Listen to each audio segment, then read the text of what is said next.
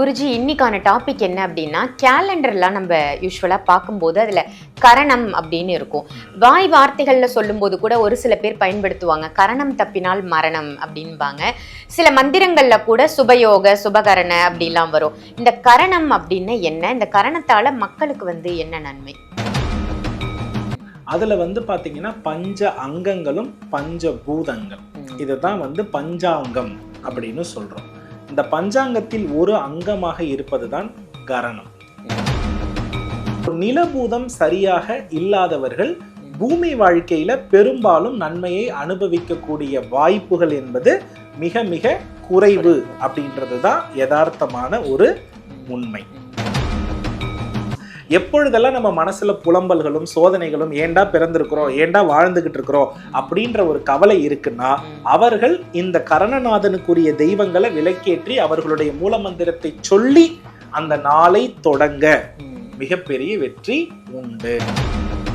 கண்டிப்பா காரிய தடை விலகணும் அப்படின்றவங்களும் இந்த கரணநாதன் வழிபாடுன்றதை மேற்கொள்ளலாம். என்னென்ன கரணம் இருக்கு, அதற்கு எந்த தெய்வம் உகந்தது, எப்படி நம்ம வழிபாடு செய்யணும்.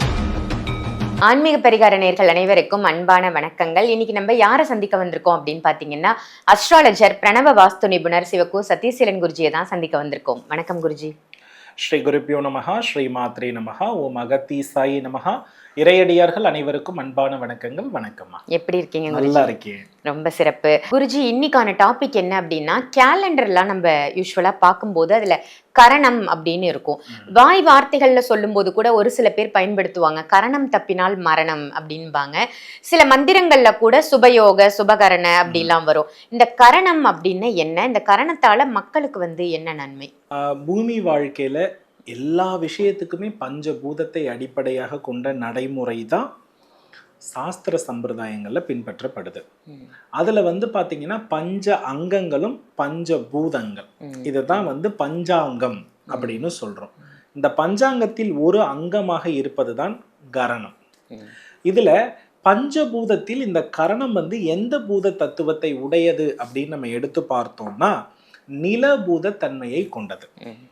பொதுவா மனிதனுடைய வாழ்க்கையில நிலபூதம் என்பது எதை கொடுக்கும் என்றால் மனோதிடம், செல்வ நிலை, ஆரோக்கியத்தின் வெளிப்பாடு. அதுக்கு அடுத்தபடியா செய்யக்கூடிய செயல்கள்ல தெளிந்து வெற்றி அடையக்கூடிய நிலை யாருக்கு இருக்கிறதோ இவர்களுக்கு நிலபூதம் ரொம்ப சிறப்பா வேலை செய்யுது அப்படின்றது அர்த்தம். இதுதான் உண்மையான ஒரு விஷயம். சோ நிலபூதம் சரியாக இல்லாதவர்கள் பூமி வாழ்க்கையில பெரும்பாலும் நன்மையை அனுபவிக்கக்கூடிய வாய்ப்புகள் என்பது மிக மிக குறைவு அப்படின்றதுதான் யதார்த்தமான ஒரு உண்மை. அப்ப இந்த நிலபூதத்தை நம்ம ஆக்டிவேட் பண்ணணும் அப்படின்னா நாம ஜோதிடத்துல அதற்கு ஒரு வழிமுறையாக இருப்பதுதான் கரணநாதனுடைய தெய்வங்களை வழிபடுவது. ஸோ இப்போ கரணம் அப்படின்னு நம்ம எடுத்து பார்த்தோம் அப்படின்னா 11 வகையான கரணங்கள் நமக்கு என்ன பண்ணப்பட்டிருக்குன்னா சொல்லப்பட்டிருக்கிறது. இந்த ஒவ்வொரு கரணங்களுக்கும் ஒரு தேவதைகள் கொடுக்கப்பட்டிருக்கிறது. இப்ப நமக்கு மன உளைச்சல்கள் அதிகமாக இருக்கிற பட்சத்தில், மன விரக்தி நிறைய இருக்கிற பட்சத்தில், இல்ல ஒரு காரியம் நமக்கு சரியாக நடைபெறவில்லை என்ற ஒரு விரக்தியில் இருக்கும் பொழுது இந்த கரணநாதனுக்கு உரிய தெய்வ மந்திரங்களை பிரயோகம் செய்கிற பட்சத்தில் விளக்கேற்றி நமக்கு காரிய சித்தி கிடைக்கும். எந்த ஒரு இடத்துக்கு புறப்பட்டாலும் கரணநாதனை வழிபட்டு செல்ல நன்மை, அல்லது கரணநாதனுக்குரிய மந்திரத்தை விளக்கேற்றி சொல்ல நன்மை.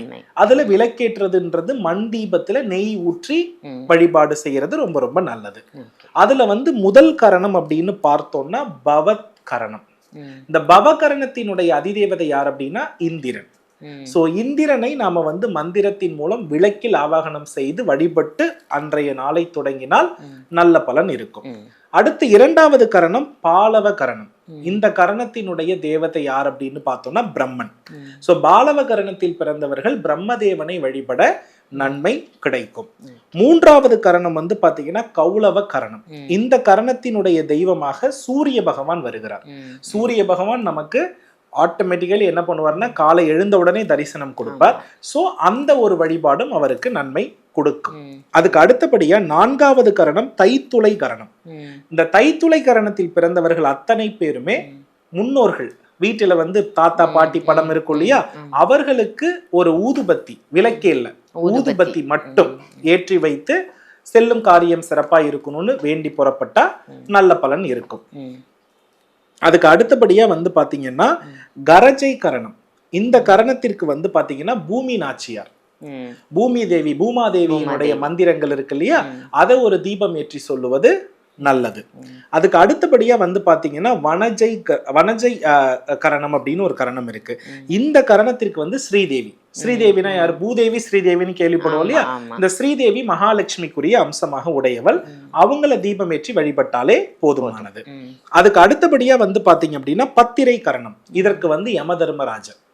சோ யமதர்மருடைய மூல மந்திரத்தை நம்ம இந்த கரணக்காரர்கள் உச்சாடனம் செய்யும் பொழுது நல்ல பலன்கள் கொடுக்கும். அதுக்கு அடுத்தபடியா வந்து பாத்தீங்க அப்படின்னா சகுனி, சகுனின்ற ஒரு கரணம் இருக்கிறது சரியா.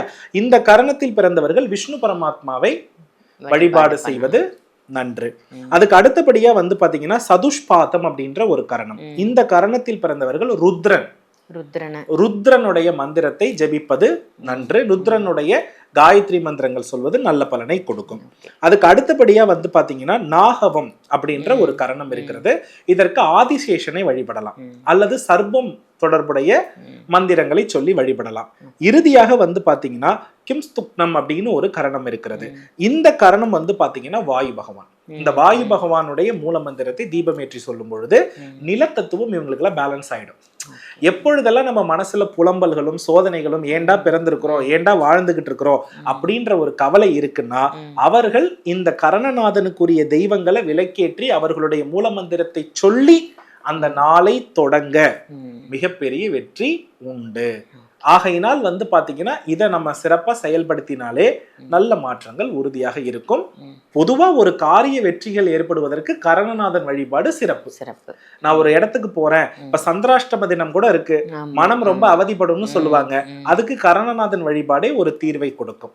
சோ இதை ஃபாலோ பண்ணா போதுமா. கண்டிப்பா காரிய தடை விலகணும் அப்படின்றவங்களும் இந்த கரணநாதன் வழிபாடுன்றதை மேற்கொள்ளலாம். என்னென்ன கரணம் இருக்கு, அதற்கு எந்த தெய்வம் உகந்தது, எப்படி நம்ம வழிபாடு செய்யணும், எளிமையான ரொம்ப அழகா சொன்னீங்க குருஜி. நன்றி. நல்லதுமா. வெற்றிவேல் முருகா. இந்த பதிவு உங்க எல்லாருக்கும் பயனுள்ள பதிவா அமைஞ்சிருக்கும் அப்படின்னு நினைக்கிறேன். இந்த பதிவை மறக்காம மற்றவங்களுக்கும் ஷேர் பண்ணுங்க. ஆன்மீக பரிகாரம் நம்ம சேனலை சப்ஸ்கிரைப் பண்ணிக்கோங்க. குருஜியை நீங்க நேர்ல சந்திக்கணும் அப்படின்னு நினைச்சீங்கன்னாலும், இல்ல ஆன்லைன்ல கன்சல்டேஷன் வேணும், வாஸ்து ரீதியாகவும் ஜோதிட ரீதியாகவும் கன்சல்டேஷன் வேணும்னு நினைச்சீங்கன்னா வீடியோல தெரியிற நம்பருக்கு கால் பண்ணி அப்பாயின்மெண்ட் வாங்கி நேர்லயும் அப்பாயின்மெண்ட் வாங்கிக்கலாம், ஆன்லைன் கன்சல்டேஷனும் எடுத்துக்கலாம். இதே மாதிரி வேற ஒரு நல்ல பதிவுல உங்க எல்லாரையும் சந்திக்கின்றேன். நன்றி, வணக்கம். ஆன்மீக பரிகாரம் நம்ம சேனலை சப்ஸ்கிரைப் பண்ணிக்கோங்க. குருஜியை நீங்க நேர்ல சந்திக்கணும் அப்படின்னு நினைச்சீங்கன்னாலும், இல்ல ஆன்லைன்ல கன்சல்டேஷன் வேணும், வாஸ்து ரீதியாகவும் ஜோதிட ரீதியாகவும் கன்சல்டேஷன் வேணும்னு நினைச்சீங்கன்னா வீடியோல தெரியிற நம்பருக்கு கால் பண்ணி அப்பாயின்மெண்ட் வாங்கி நேர்லயும் அப்பாயின்மெண்ட் வாங்கிக்கலாம், ஆன்லைன் கன்சல்டேஷனும் எடுத்துக்கலாம்.